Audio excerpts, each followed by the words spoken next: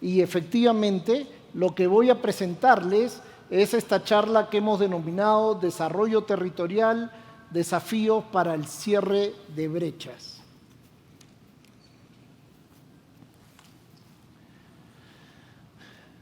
A ver, primero vamos a empezar con una mirada del territorio a nivel nacional.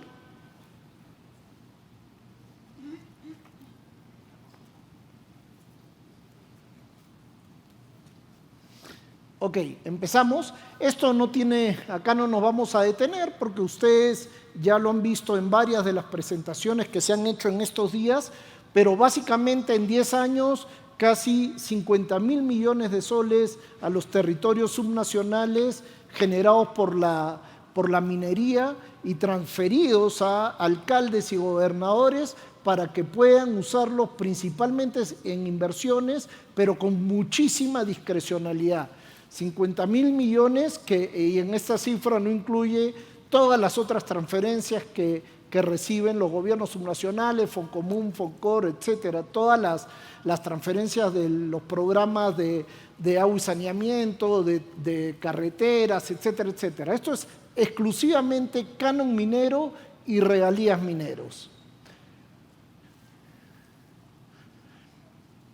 No todos reciben lo mismo. Ustedes saben, en estos años, algunos departamentos o regiones han recibido mucho más que otros. Ancash es el caso paradigmático. Acá solamente he puesto a los que más han recibido el año pasado, el 22. Ancash casi 3.000 millones de soles. Y, en fin, Arequipa, Ica, Tacna, Moquegua, los 6 principales han tenido más del 75% del total de transferencias por concepto de la minería. Entonces, y acá empezamos a ver y empezamos a entrar al fondo del asunto. Esta plata se ha transformado en desarrollo para las poblaciones que viven alrededor de los proyectos mineros, y una primera aproximación es a través de esta lámina. ¿En qué gastan? Oye, ¿en qué han gastado los gobiernos subnacionales? Y entonces nos metimos al CIAF para ver el devengado de las 10 principales funciones el año pasado, el 2022, que era la cifra más reciente. Lo que vemos es que los gobiernos regionales, principal rubro de gasto, planeamiento. Y ustedes me dirán, ¿qué es eso de planeamiento? Planeamiento son la mitad del gasto estudios, o sea, estos señores deben conocer ya muy bien sus territorios, y el segundo rubro son palacios municipales, locales institucionales, edificios de la gobernación, etc. Eso es en lo que se divide principalmente esta función planeamiento. Y luego transportes, riego, educación, deuda pública. Alguien que tiene mucha plata, es raro ver el tema de deuda pública, pero esto también está muy, muy vinculado a los gobiernos subnacionales. El planeamiento también es su segundo rubro de gasto, ¿no? Después vamos a ver cuáles son las necesidades de la población que vive en esos territorios y si en lo que se gasta tiene esa correspondencia con lo que se necesita.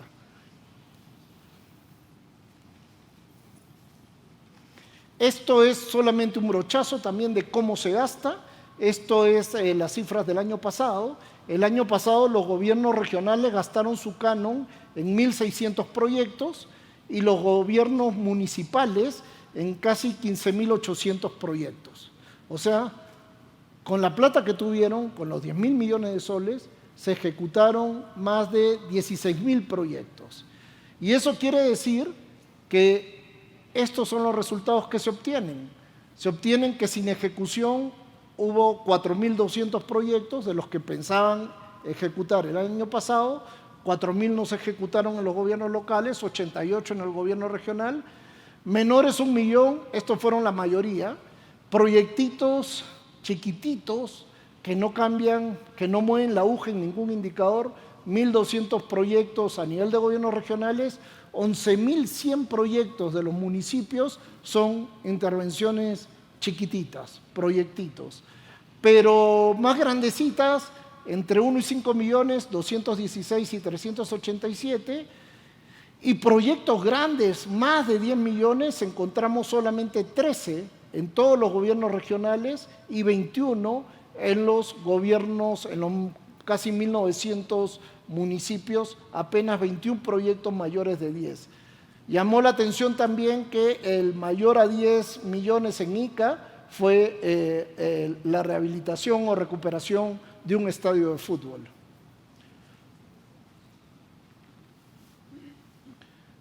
Y quiero, como tenemos poco tiempo, vamos a Cajamarca. De todos los gobiernos regionales o de todas las regiones, elegimos 2 regiones como para mirar un poco la dinámica de lo que está pasando con los recursos que ahí se reciben. Y Cajamarca la elegimos por estas razones, porque en todos los indicadores, índice de desarrollo humano está por debajo del promedio del IDH del país. En pobreza monetaria tienes que 4 de cada 10 habitantes son pobres, que es bastante más que la pobreza monetaria promedio en el país.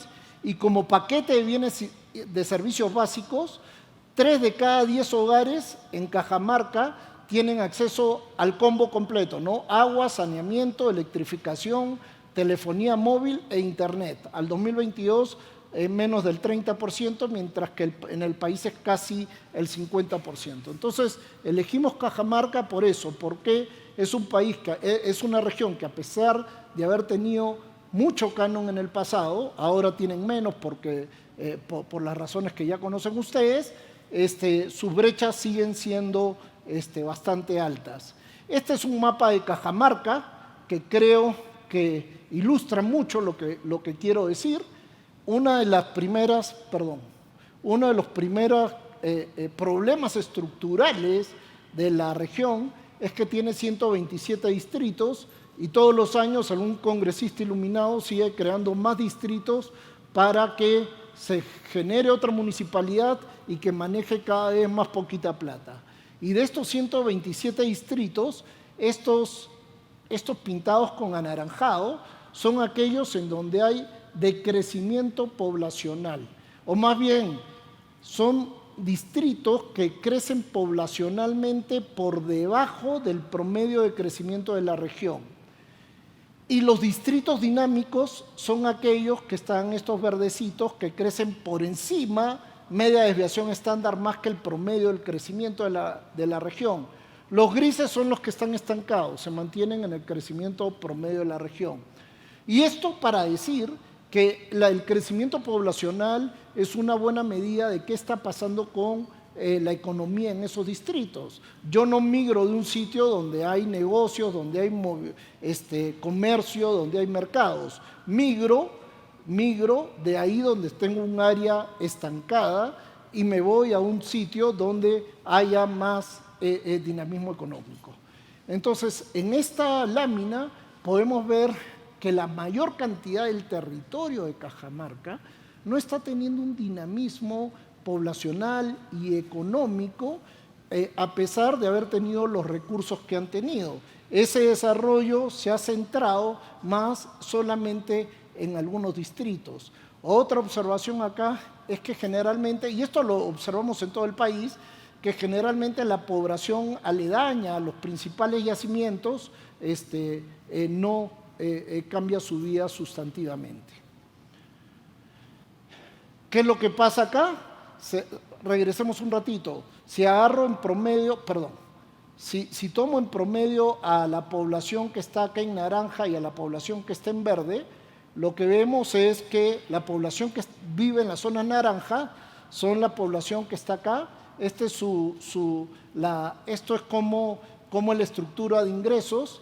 Casi el 75%, 3 de cada 4 personas que viven ahí dependen principalmente de la agricultura, no de una agricultura comercial, moderna, exportadora, que abastece a las ciudades, sino de una agricultura de subsistencia, casi precapitalista, donde utilizo la mano de obra familiar no remunerada y donde me como la mitad de lo que yo produzco en mi parcelita. Entonces, es en realidad una población muy pobre que vive en un territorio que tiene recursos, pero que no se desarrollan otras actividades económicas que los puedan sacar de esa situación de estancamiento. A diferencia de los distritos dinámicos, la agricultura pasa a ser bastante menor, 30%, y aparecen servicios, comercio, construcción, incluso alguna industria básica y alguna manufactura, que son ya fuentes de empleo más permanentes en el largo plazo.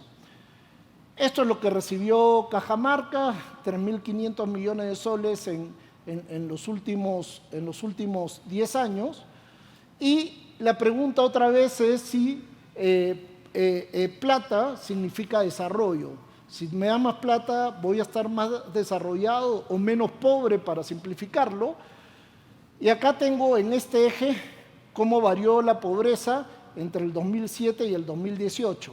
Y acá está el monto acumulado en canon. Y lo primero es que yo hubiera esperado una relación positiva.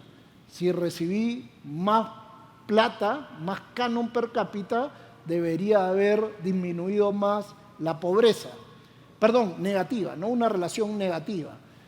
Y en realidad, no, fíjense, solamente Hualgayoc, que estuvo entre los que recibió más canon per cápita, redujo bastante la pobreza, pero tienes acá a Chubut, por ejemplo, La Encañada, que son de los que más plata recibieron, y básicamente la pobreza apenas se redujo en menos de 5% en todo ese periodo entre el 2007 y 2018. Y la verdad es que da lo mismo tener plata o no tener plata, porque incluso acá hay distritos que incrementaron casi en 15% su pobreza, y otros que tampoco tuvieron canon y que bajaron muchísimo, ¿no? Cajabamba tuvo muy poquito canon, pero disminuyó su pobreza en 25%. Entonces, no hay una relación entre tener plata y no tener plata, porque la forma en cómo estamos gastando el canon no funciona. Y acá solamente un ejemplo rapidito. Chubut tiene 48% de hogares con acceso al agua, la mitad no tiene acceso a agua, solo 10% tiene alcantarillado, 90% no lo tiene, 94%, eso sí, todos tienen electricidad, y todos los establecimientos de salud de primer nivel están pésimos, en mal estado. ¿Pero en qué han gastado? Han creado un servicio de comercialización del mercado central de abasto de Chubut, 1.200.000. Han mejorado el servicio de apoyo productivo a productores agropecuarios, eso siempre se disfraza en dar algunos subsidios y repartirlos. Y bueno, sí hay un colegio acá al final que podría ayudar en el largo plazo. Hualgayoc, otro distrito, que está un poco mejor, tiene 60% de acceso a agua, 9% con acceso al alcantarillado, 84% con energía, todos sus centros de salud malos. Y ¿en qué ha gastado el año pasado? En mejorar y ampliar los servicios municipales de la municipalidad distrital. Eso es hacer otro pabellón, otro edificio municipal para dar más servicios a la población. Su segundo gasto es un campo ferial artesanal, y el tercero parece más sentido, que son las unidades básicas de saneamiento. Pero mayoritariamente no se ve en estos distritos una correspondencia entre lo que se utiliza el dinero y lo que necesita la población. Moquegua es un caso distinto distinto, pero con elementos bastante comunes. Distinto al de Cajamarca, porque está mejor que el promedio de todo el país, está mejor que en desarrollo humano, está mejor que el promedio del país, en pobreza monetaria está mucho mejor que el promedio del país, en paquete de servicios básicos está mucho mejor que el promedio del país. 6 de cada 10 hogares cuentan con agua, saneamiento, electrificación, telefonía móvil e internet, por lo menos al año pasado. Pero también, y acá vienen las similitudes, Moquegua tiene bastante menos distritos, tiene 20 distritos, pero también los distritos dinámicos están justamente en el sur de la región, y son los que se han venido dinamizando. Toda la parte norte del territorio no tiene inversiones y más bien son expulsores de gente y peor calidad de vida. Acá también otra vez, ¿no? En las zonas aledañas a los yacimientos no se ve el dinamismo que uno esperaría con toda la cantidad de plata que se mueve. Pero sí, claramente acá lo que podemos ver es que los distritos otra vez con bajo dinamismo son 65% agrícolas, pequeñitos, que tengo una parcelita de menos de 1 hectárea, con algunas papitas, algunos cereales andinos, pero también autoconsumo, lejos de los circuitos comerciales, y en las áreas dinámicas sí hay comercio, servicios, manufactura, bueno, aparte gente también que trabaja en minería, etcétera, ¿no? Y ahí la agricultura se vuelve más pequeñita, porque no es una agricultura, repito, comercial, monetaria, sino es una agricultura que prevalece sobre todo en la parte más alta, es una agricultura de subsistencia. Y estos son los recursos que ha recibido Moquegua en esta década, 3.500 millones de soles, con mejores resultados que Cajamarca, también con un monto distinto, pero con mejores resultados en el agregado. La pregunta otra vez, ¿el haber tenido canon ha hecho la diferencia? Bueno, en este cuadro otra vez, acá está, mientras más a la derecha estoy, es que he tenido más canon per cápita. Fíjense que en este caso Cuchumbaya ha recibido como 120.000 soles per cápita. Si son 5 personas en un hogar, es más de $500,000 de soles per cápita, pero no ha reducido la pobreza. Está básicamente en el mismo nivel de pobreza que 10 años atrás. Otros sí, Carumas ha reducido en 20%, pero también hay unos que recibieron muy poquita plata y que redujeron la pobreza. La buena noticia acá es que por lo menos todos los distritos disminuyeron la pobreza. No pasa lo que vimos en Cajamarca, que hay un montón de distritos que más bien 10 años después están peor que cuando empezaron. Eso es más dramático. A Moquegua le ha ido bastante mejor que a Cajamarca. Y acá vamos a Carumas, ¿en qué gastaron el año pasado? Mejoramiento y ampliación del local comunal multiusos en la localidad. Seguramente tendrá poco efecto en la calidad de vida de la gente. Hay una construcción de una trocha carrozable y hay mejoramiento de servicios de transitabilidad también en otra trocha. Un par de trochas que me sorprenden además los costos, pero ojalá esas inversiones permitan que mejoren. Y Cuchumbaya, bueno, se los dejo para que lo miren porque ya volé en tiempo y me voy a las conclusiones. Básicamente, muchos cuellos de botella a nivel de planeamiento, preinversión, contrataciones, ejecución, funcionamiento, que no me voy a detener en esto, pero lo resumo en que somos un país que no tiene visión de futuro, cada uno invierte en lo que le da la gana y no tenemos carrera pública profesional. Básicamente administran nuestros recursos muchísimos improvisados. Y a partir de eso puedo llegar con esta lámina termino. Las inversiones públicas con canon tienen estas características. Primero, no responden a una mirada de desarrollo territorial, ni tampoco sectorial nacional de desarrollo. Y eso también es un problema.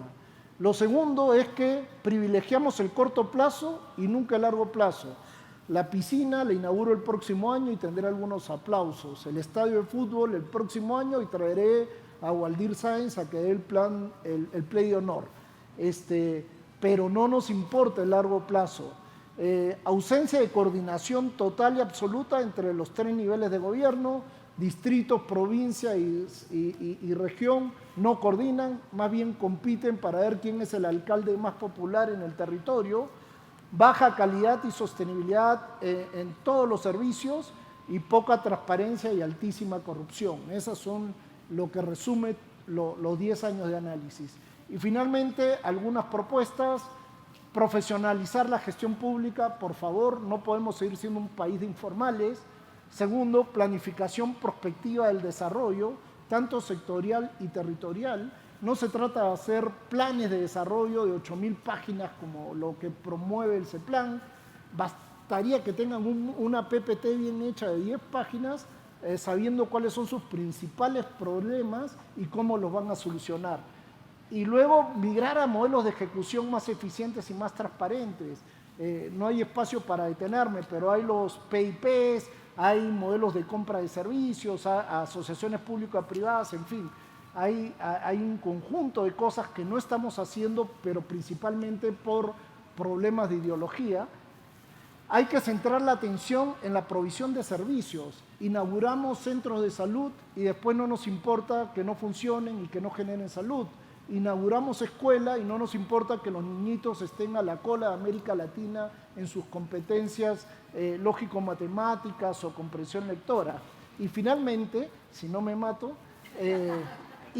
incentivar más la participación del sector privado más allá de la construcción de la obra y algo que es básico, supervisión integrada de todas las fases del ciclo de inversión pública. Acá me quedo, perdón por haberme excedido un poquito, así que muchas gracias.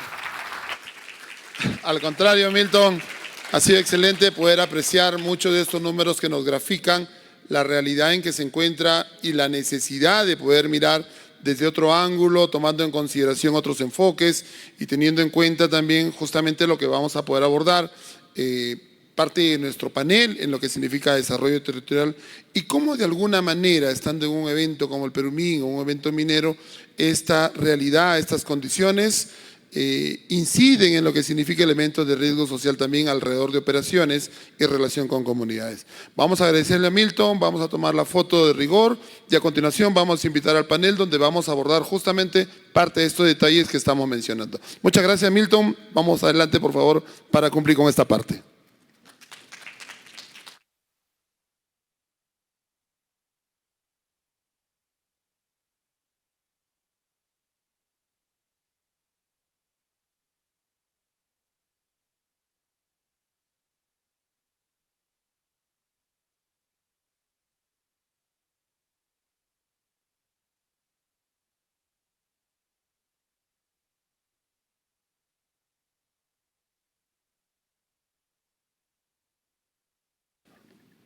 A continuación, me permito invitar al panel, el mismo que estará conformado por Glenn Nolan, Francisca Rivero y Mariana Bugataz. Los invitamos, por favor, a fin de que nos puedan acompañar. Mientras van instalándose, vamos a explicar la dinámica de esta segunda parte del bloque. En esta parte vamos a tener una participación en donde vamos a hacer una pregunta general que va a tomar hasta 4 minutos para su respuesta por cada uno de nuestros panelistas. Y en una segunda ronda vamos a tener una pregunta general para finalmente una pregunta específica a cada uno. Primero una apreciación de lo que ha significado el panel y vamos a dar inicio para esto presentando a cada uno de los señores panelistas. Nos acompaña Glenn Nolan, es orgulloso miembro del Misaven Cree First Nation, comunidad indígena en el noroeste de Ontario, Canadá. Glenn es vicepresidente de empresas indígenas en Willow, generan acuerdos con empresas que operan también en su comunidad. Ha sido la primera persona de origen indígena en presidir PDAC en Canadá. También es ejecutivo de Ring of Fire Metals en Noron en Resource y ha trabajado como asesor de comunidades indígenas y gobiernos de Centroamérica, América del Sur, África y Asia, impulsando la minería sostenible desde hace más de 20 años. Nos acompaña también Francisca Rivero, gerente general de Sustainable Minerals Institute International Center of Excellence de Chile.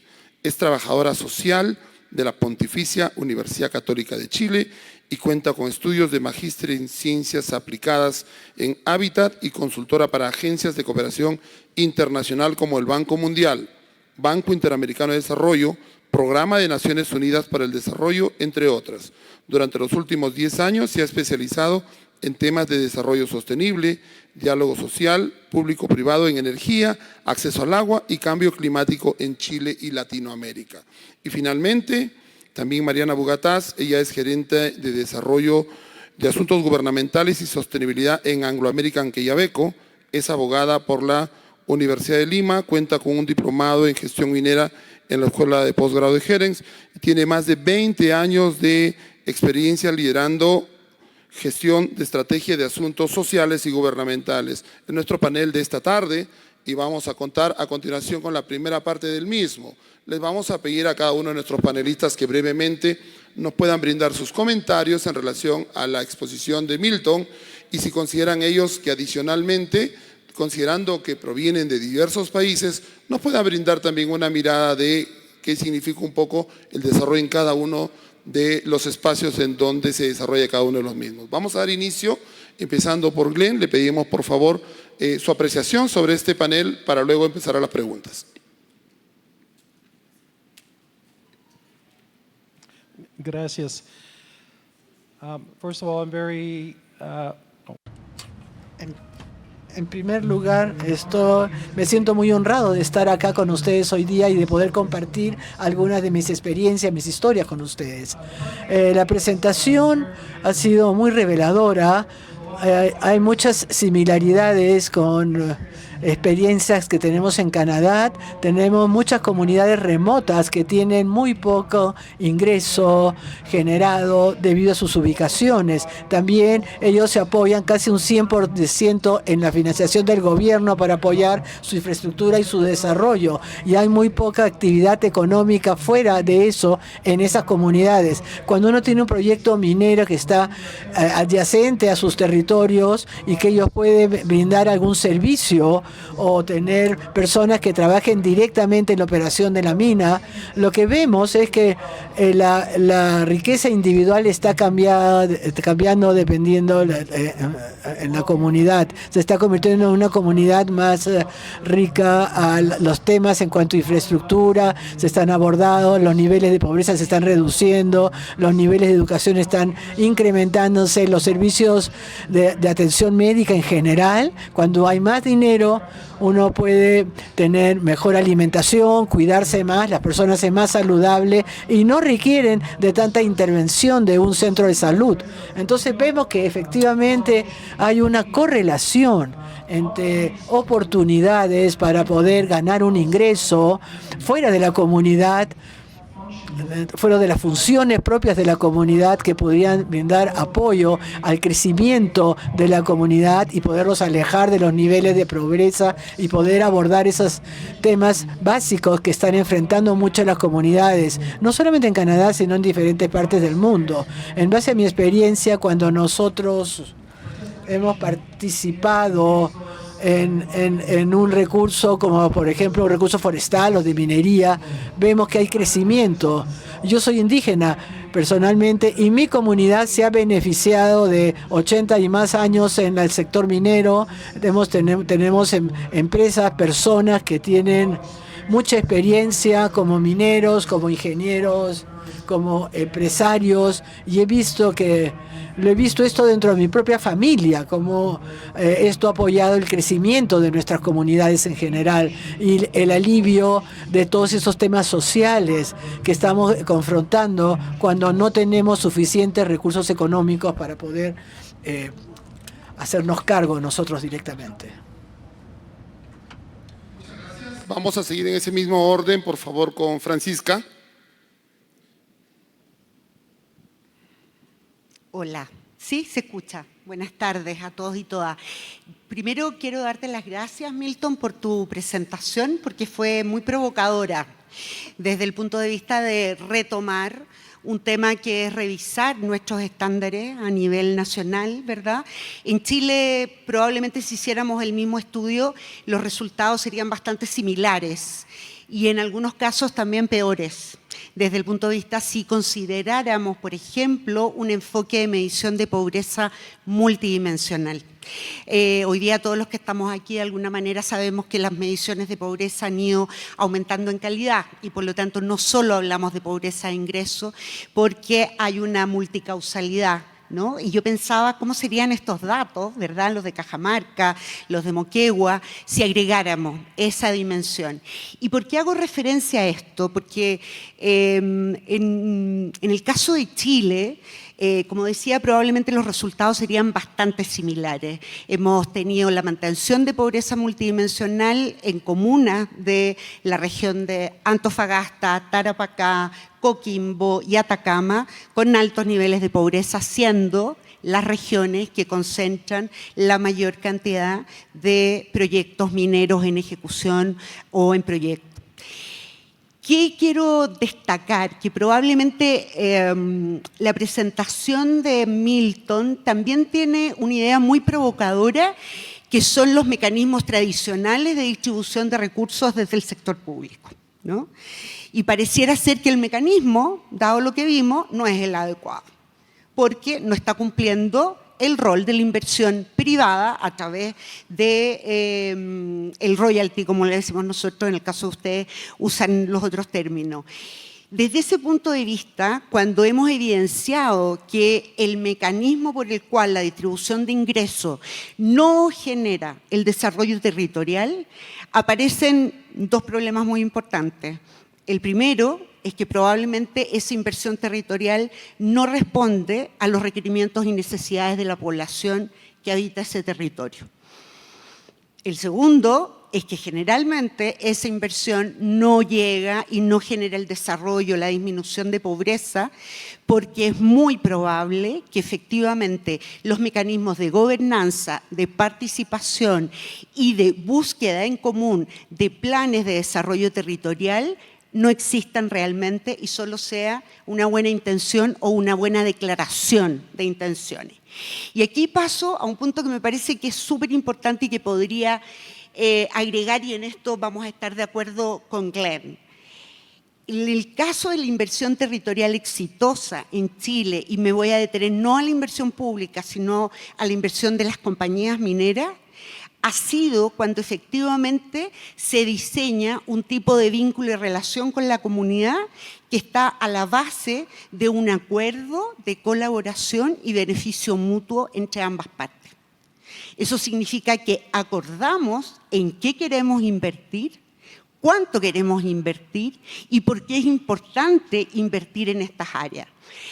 Tenemos 2 o 3 casos bastante interesantes en Chile de este tipo de vinculación que se basa en establecer un acuerdo de inversión, pero donde lo más relevante desde este punto de vista es que antes de definir cuánta plata vamos a invertir o en qué la vamos a gastar, buscamos construir una visión común del territorio. Eso ha funcionado, en otros casos se está caminando paulatinamente hacia ese lugar, digamos, porque dado los resultados que hemos observado, puede ser un buen mecanismo. Pero desde el punto de vista de la inversión pública, yo diría que es bastante similar a lo que Milton nos presentó y probablemente es donde hay que hacer un camino más largo.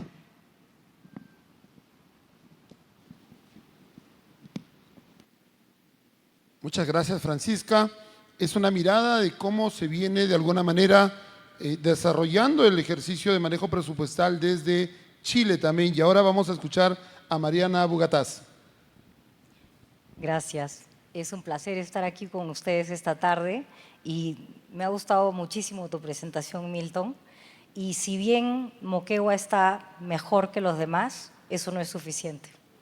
Y hay muchísimo por hacer y quisiera atar muchas de las cosas que has comentado a una iniciativa que tenemos en Anglo American, aprovechando Moquegua como un tema, y tenemos la plataforma de desarrollo colaborativo, que lo que busca es unir esfuerzos. Moquegua Crece es un espacio en el que queremos, sumando esfuerzos de manera colaborativa, poder lograr transformar Moquegua hacia un lugar mejor, un lugar en donde los pobladores puedan tener mejores servicios, mejor educación y definitivamente un punto de partida como Moquegua crece, en donde tenemos muchos actores que nos acompañan hoy día también, como el IFC y ENGIE y Forest Trends y muchos más que van sumando y esperamos que crezcan, porque creemos que uniendo esfuerzos vamos a poder lograr mucho más.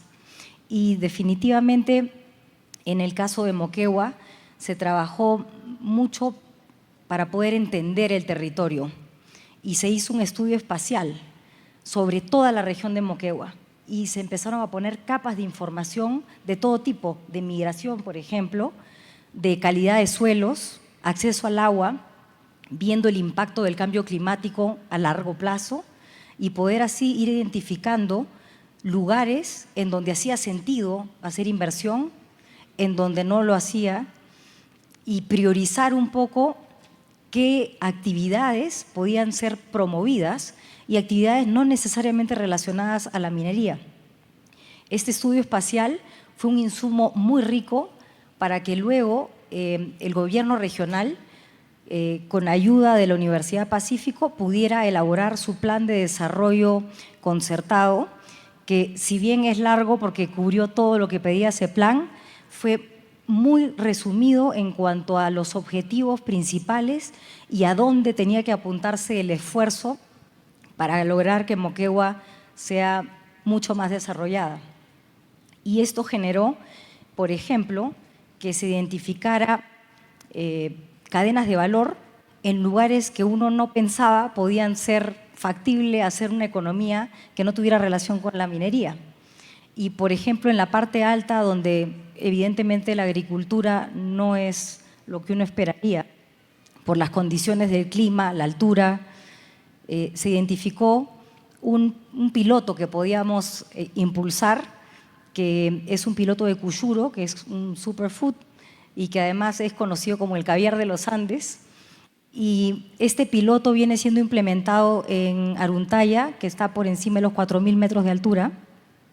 Y si este piloto funcionara, podría replicarse en otras zonas andinas y realmente esta cadena tendría un círculo completo porque se han identificado un mercado interesado en comprar este tipo de productos. Entonces, imaginan si es que empezamos a identificar toda la potencialidad que existe en nuestro territorio y empezar a sumar esfuerzos para ver cómo los podemos dar ese empujón para que puedan empezar a desarrollarlos.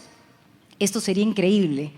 Y más increíble sería si las empresas uniéramos más esfuerzos y atrajéramos también a la academia, porque muchas de las cosas que podemos implementar nacen también del estudio, de la planificación que es tan necesaria en nuestro país. Así que creo que esta parte de lo que se trabajó ha sido fundamental y también no es suficiente, por otro lado, porque el que paguemos canon y regalías vemos que no solucionan los problemas necesariamente y por eso también hicimos una aceleradora de proyectos y lo que empezamos a ver era Moquegua tiene mucha suerte porque es una región pequeña, tiene solo 20 distritos y lo que pensamos es podemos empezar a capacitar a las autoridades, a funcionarios públicos. Al ser tan pequeño, los funcionarios rotan de una municipalidad a otra, así que el conocimiento no se pierde. Y por esa razón se empezaron a capacitar a funcionarios. Nos agarró la pandemia y se hizo virtual, pero en paralelo decíamos ya, mientras se va capacitando, ¿qué más podemos hacer? Y identificamos con los municipios, ayudamos a priorizar en dónde íbamos a enfocar nuestros esfuerzos y ellos mismos identificaron temas relacionados a agua, saneamiento y lo que hicimos fue contratar un servicio de asistencia técnica para que pudieran levantar las observaciones de expedientes que ya existían y en casos de expedientes que no existían se contrató ingenieros moqueguanos para que los ayudaran a generar buenos expedientes que finalmente vean la luz. Y se me acabó el tiempo. El tiempo siempre es el tirano en este tipo de reuniones que quisiéramos poder aprovechar mucho mejor de cada uno de nuestros panelistas, pero vamos a continuar y le vamos a hacer una pregunta general. Vamos a continuar con la ronda. Glenn Nolan en primer lugar, luego Francisca Rivero y luego Mariana Bugatás. Esta es una pregunta general, luego iremos a una individual Pero ¿cómo han abordado en su país, o en este caso en Canadá, en Chile y en Perú, el tránsito desde el rol de solo relacionamiento puro a nivel de las empresas hacia un concepto más amplio de una gestión social integrada, de una gestión incorporando elementos de desarrollo territorial?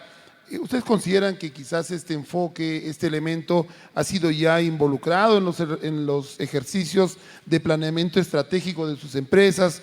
¿Cómo, o si podemos decir que a nivel de la alta dirección de las compañías se ha podido considerar si hacer o no hacer este enfoque tiene algún valor o juega dentro de la ecuación de riesgo social de cada compañía? Y en ese contexto le quisiera pedir a Glenn, por favor, que nos pueda brindar cómo funciona esto en Canadá.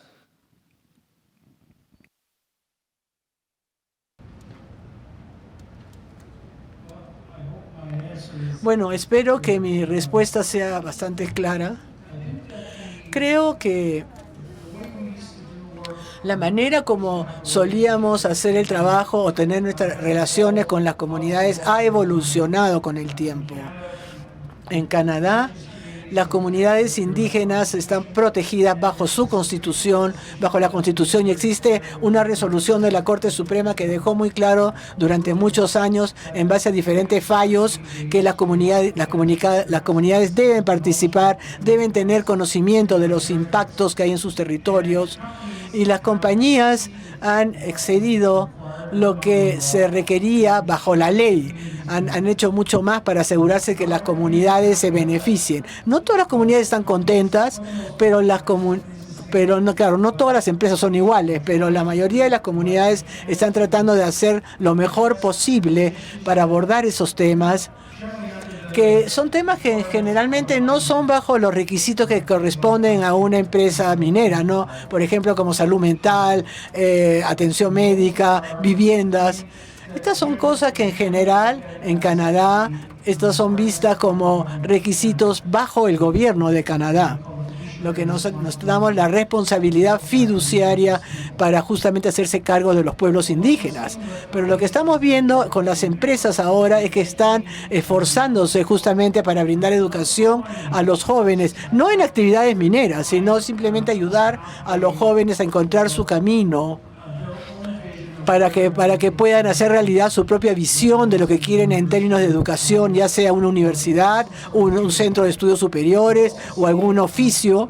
También vemos un compromiso más fuerte en tener un estilo de vida más saludable dentro de la comunidad, regresando a los alimentos tradicionales. Esto ha sido simplemente limitado en los últimos 40 o 50 años, porque el hecho de que las comunidades no tenían el dinero para llegar, para poder cosechar esto, para cuidar a los animales, para poder pescar para sus familias. Vemos ahora que no, que cada vez están retornando a este sistema, y también estamos viendo que existe más esta conexión espiritual con la tierra, que siempre hemos sido parte de eso, pero es como que se ha perdido un poco la conexión, porque nos sentíamos como, nos veíamos forzados dentro de unas áreas reservadas, ¿no? Terrenos limitados, que el gobierno decía que teníamos que quedarnos ahí. Necesitamos permiso de las agencias del gobierno para salir de esa tierra de nuestra comunidad. Pero este ya no es el caso. Lo que estamos tratando ahora justamente es de reconectarnos con nuestras actividades tradicionales, nuestra unión con la tierra, tener estilos de vida más saludables y tener un lugar más saludable para nuestra salud mental. Las empresas también están viendo esto como una parte importante. En Canadá, una de nuestras industrias más seguras ahora es la minería. Tenemos una cultura muy fuerte sobre la seguridad, la cultura de la seguridad, que vemos no solamente la salud física de nuestros trabajadores, sino la salud mental de nuestros trabajadores, y vemos la forma como podemos abordar no solamente a la fuerza laboral cuando está en el sitio de la mina, sino cómo apoyar a sus familias cuando el trabajador que tiene que ir está trabajando en alguna zona remota, cómo podemos brindar apoyo a esos familiares que se quedaron atrás, ¿no? Entonces, que quizás algunas familias que solamente son familias de un solo padre, o ver, por ejemplo, las obligaciones de quedarse sola en la casa con los niños sin sin el padre, que está trabajando en zonas remotas. Entonces, esto justamente son cosas que están manejando también las empresas mineras.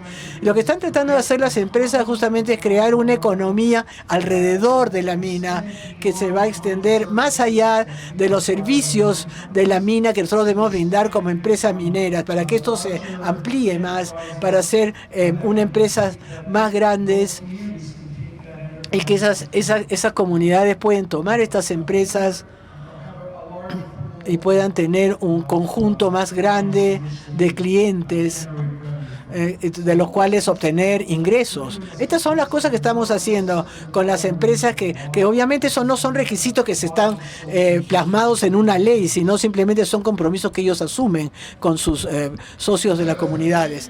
Thank you, Len. Thank you very much, Glenn. Los amigos de control, estamos marcando 5 minutos y esta fase es de 4 y la última será de 3 para poder cumplir con el tiempo que tenemos. Francisca, por favor. Muy bien, entonces tengo 3 o 4 todavía. 4 en esta. 4, muy bien, gracias. A ver, lo primero, mencionar que desde el punto de vista de en mi país en particular lo voy a señalar. Si seguimos teniendo políticas públicas absolutamente centralizadas como las que tenemos en las distintas materias, es bastante imposible y cuesta mucho incorporar un enfoque de desarrollo territorial, ¿no? Por la especificidad que tienen los territorios y lo que ocurre cuando uno planifica política pública centralizada, estandarizas. Y estandarizas también el proceso de toma de decisiones. Por lo tanto, mirar un territorio con la especificidad, con la posibilidad de tomar decisiones en relación a lo que allí ocurre, a cuáles son sus problemas, cuáles son sus potencialidades, no solo desde la carencia, que esto también es bien importante, cuál es esa vocación territorial que hay allí instalada y que no la puedes conocer ni capturar si no tienes el conocimiento de las personas que lo habitan, que lo viven. Eso por una parte. Ahora, cuando uno mira, en el caso de Chile, yo creo que estamos haciendo un tránsito paulatino, ha sido muy lento para mi gusto, para poder llegar a tener políticas más descentralizadas, especialmente en materias de inversión social, en los temas de salud, en los temas de educación, por supuesto, y en los temas de lo que tiene que ver con la protección social, desde el punto de vista más bien de las prestaciones directas, ¿no? O transferencias monetarias, como también se conoce. Eso ha sido paulatinamente reforzando y fortaleciendo los gobiernos locales, por supuesto. Pero ¿qué es lo que ocurre? Nos encontramos con gobiernos locales, un poco como nos explicaba Milton, ¿verdad? Muy debilitados, con poca capacidad para poder hacer la gestión, que es lo que ustedes han observado también en el caso de Moquegua Crece, y lo que surge inmediatamente es la necesidad, por tanto, de capacitar y formar a los equipos municipales o a equipos del sector público para que efectivamente puedan gestionar y modelar procesos más participativos y que den respuesta a las necesidades de ese territorio. Desde mi perspectiva, en el caso chileno, algunas empresas mineras han usado súper bien y han aprovechado muy bien esta oportunidad desde la perspectiva de entender y comprender que tienen un rol que cumplir en el desarrollo territorial. Que no es reemplazar al Estado, porque eso también en nuestros países pasa. Los estados se retiran y son las compañías mineras las que invierten en sectores que son claves y estratégicos para el desarrollo de nuestros países, donde el Estado debiera estar muy presente, ¿no? Entonces, hoy día lo que estamos viendo es que efectivamente hay una visión de algunas compañías mineras donde efectivamente comprenden que el rol que cumplen en ese territorio puede hacer una diferencia sustantiva. Pero sí y solo sí se desencadenan procesos de colaboración y de co-construcción de planes de futuro con miradas de largo plazo. Y cuando digo la colaboración, es bastante, ¿cómo decirlo? Todos queremos colaborar, ¿no? Todos estamos dispuestos a hacerlo. Pero cuando se trata de hacerlo y echarlo en marcha, efectivamente es donde están los principales desafíos. Y frente a la pregunta si hemos transitado el relacionamiento a la gestión, yo diría que hay una visión súper interesante desde el punto de vista de las empresas, por lo menos en Chile, pero todavía hay una distancia y una brecha muy importante en lo que deciden la corporación o el corporativo de esa compañía y lo que está ocurriendo directamente con los equipos que están haciendo el relacionamiento comunitario directamente en los territorios. Y nuevamente refuerzo esta idea de la formación y la capacitación para poder disminuir esa brecha y generar un alineamiento institucional desde la perspectiva de avanzar hacia modelos de gestión más integrados de inversión. Muchas gracias, Francisca. Invitamos a Mariana para dar respuesta a esta primera pregunta. Prometo ser breve. Esta mañana escuchaba a los CEOs en su presentación y decía, qué bueno ver que más empresas mineras formales y responsables están virando hacia tener un propósito. Ese propósito genera que nos enfoquemos en un común. Todavía no se me acaba. Y ese bienestar común genera que empecemos a reimaginar la forma en la que hacemos las cosas. Me encantó escuchar tantas palabras parecidas en donde decían ponemos a las personas en el centro de todas las decisiones que tomamos. La palabra sostenibilidad, el hecho de estar pensando formas nuevas de hacer las cosas para ser más eficientes con los recursos, pero también viendo cómo esa tecnología que se tiene puede también ser utilizada para mejorar la vida de las personas que nos rodean, no solamente adentro con nuestros trabajadores, sino hacia afuera con la población que nos acoge. Creo que eso es vital y estamos haciendo las cosas mejor y creemos todos, y fue algo común, que sentían que podíamos hacer más. Así que eso de verdad que me llenó de orgullo, porque la minería realmente está viendo cómo suma esfuerzos y colabora de la mano de las autoridades y de la sociedad civil, la academia, para lograr mejorar nuestro país. En el caso de Anglo American, contamos con una estrategia que se llama Future Smart Mining y que busca combinar la innovación, la tecnología con la sostenibilidad. Y esa estrategia se aterriza con un plan de minería sostenible que tiene 3 pilares. El primero es un medio ambiente saludable, el segundo es comunidades prósperas y el tercero es tener un liderazgo corporativo confiable, que no es otra cosa más que decir confianza, generar confianza a través de la transparencia, de permitir que la población pueda hacer preguntas y recibir respuestas, rendir cuentas de nuestros compromisos y definitivamente sumar esfuerzos para que Moquegua tenga una mejor educación. Por ejemplo, en este tema específico de comunidades prósperas, Moquegua figura como una de las mejores en educación en el país, pero eso no es suficiente. En las partes altas, la educación no tiene punto de comparación con la educación que reciben en Mariscal Nieto o en Hilo. Entonces, tenemos que ver la manera en la que cerramos brechas en los lugares en donde más se necesita y no guiarnos solamente de cifras que se ven así en general. Es hacer ese doble clic para ver realmente en dónde se necesita qué cosa. Y eso es tener esta visibilidad del territorio, ¿no? Todo nos lleva al territorio. Y sobre esa base vamos partiendo con iniciativas. La sostenibilidad es una inversión.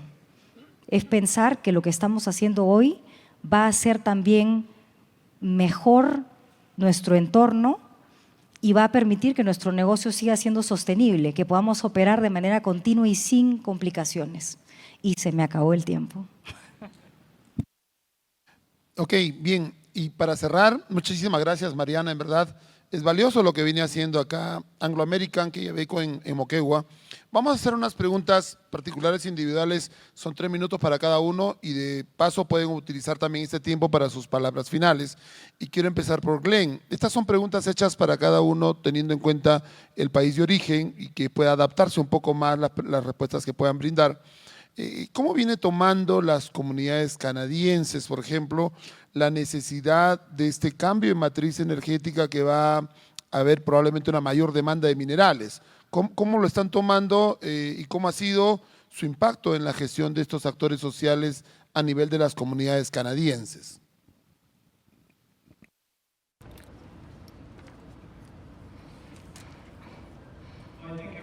Bueno, yo creo que todos en la sala comprenden que nosotros estamos en un momento crítico en nuestra historia, en nuestro planeta, donde pensamos en el clima y en el cambio y en los impactos que el clima está teniendo sobre todos nosotros. Y estamos viendo comunidades en Canadá. Algunas de ellas son un poquito ambivalentes porque con respecto a los requisitos para minar más recursos, para poder lidiar con nuestra estructura de poder, cómo es que nosotros brindamos un estándar de vida al que estemos acostumbrados. Y son ambivalentes y están preocupadas porque saben que los recursos que los mineros están buscando están proviniendo de sus territorios. Otras comunidades están aceptando, aprovechando la oportunidad y están contactándose con las compañías para que vayan a sus territorios, para que busquen esos minerales que van a permitirles cambiar la manera en que nosotros gestionamos nuestro uso de la energía en el futuro. Existen otras comunidades que incluso han ido más allá de eso y han aceptado el reto de colocar generaciones de combustibles no fósiles como turbinas eólicas y sistemas solares que van a producir energía para el futuro y para el día de hoy.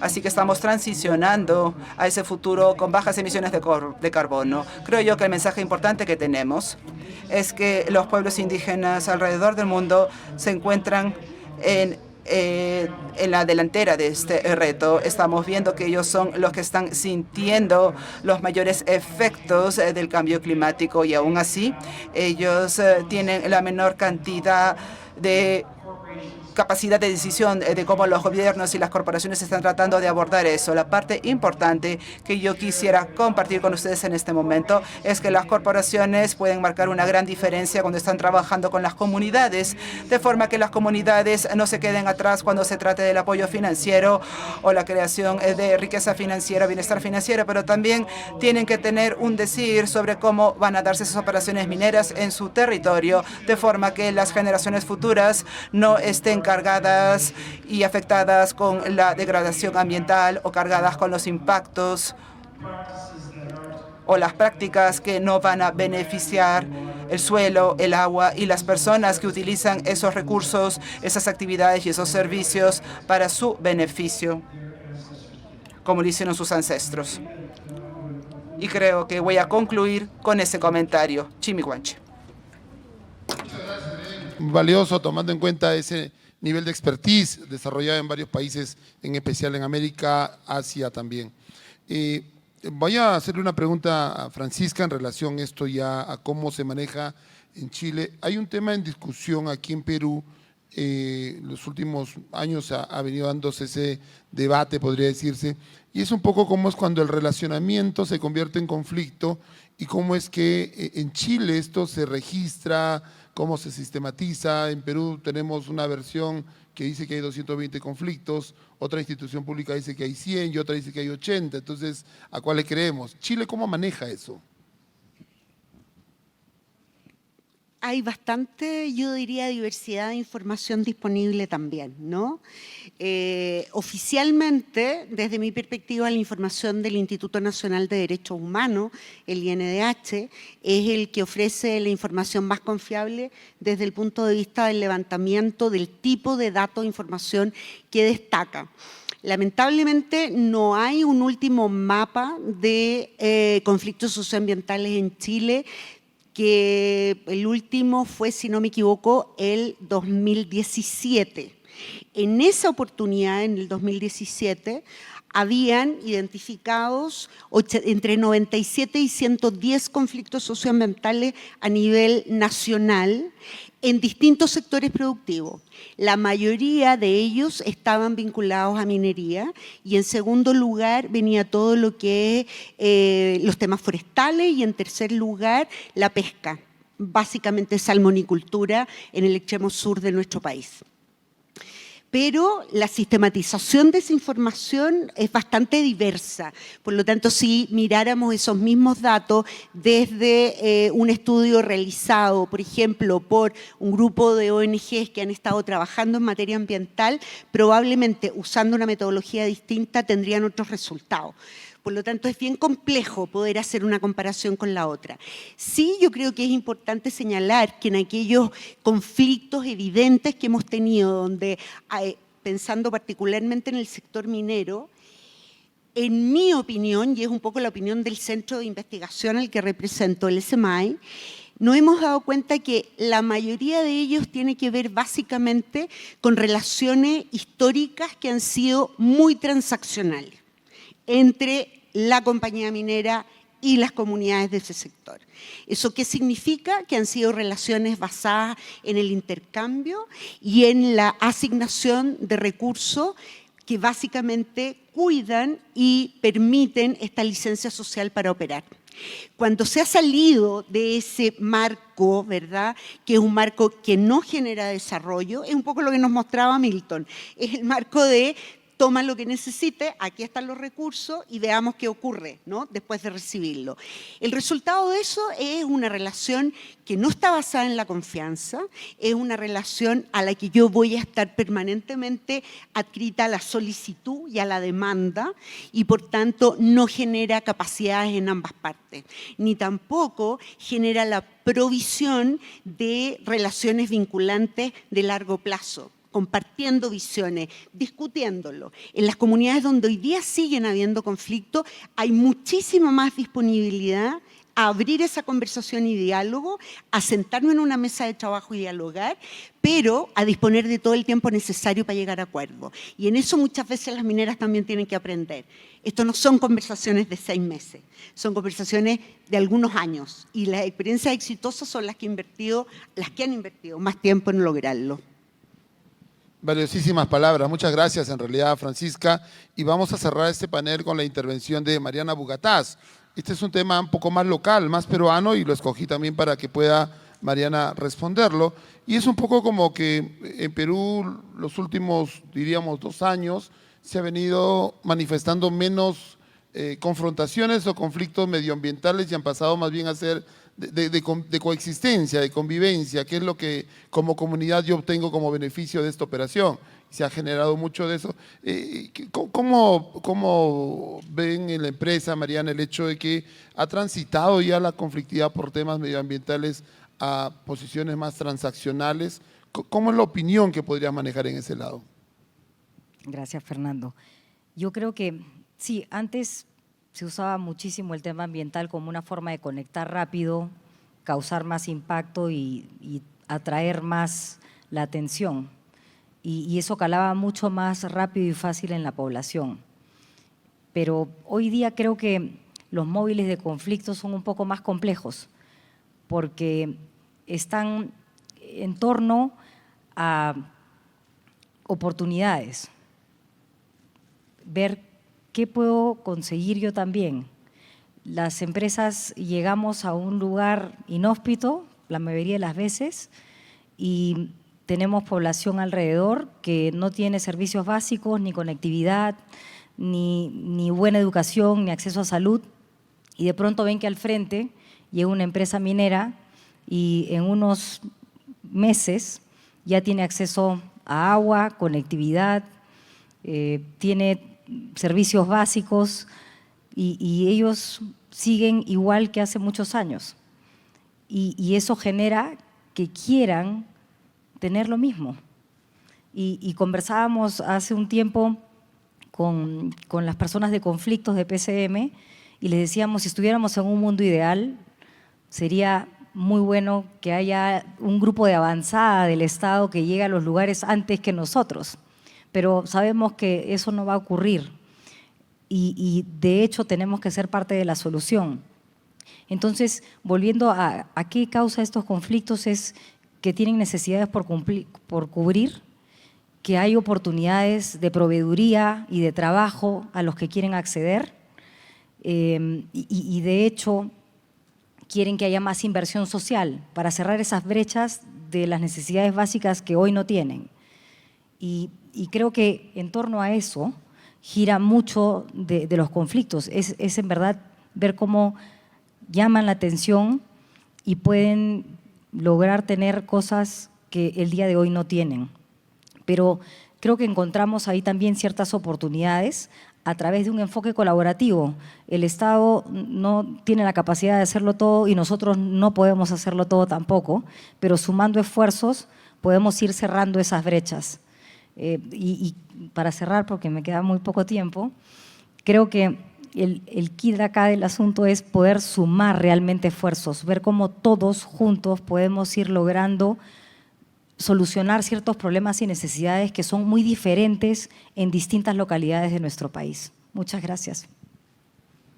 Muchísimas gracias, Mariana. Agradecemos en nombre del Instituto de Ingeniero en Minas, de la organización del Encuentro Internacional, tanto a Glenn Nolan, Francisca Rivero y también a Mariana Bugatás.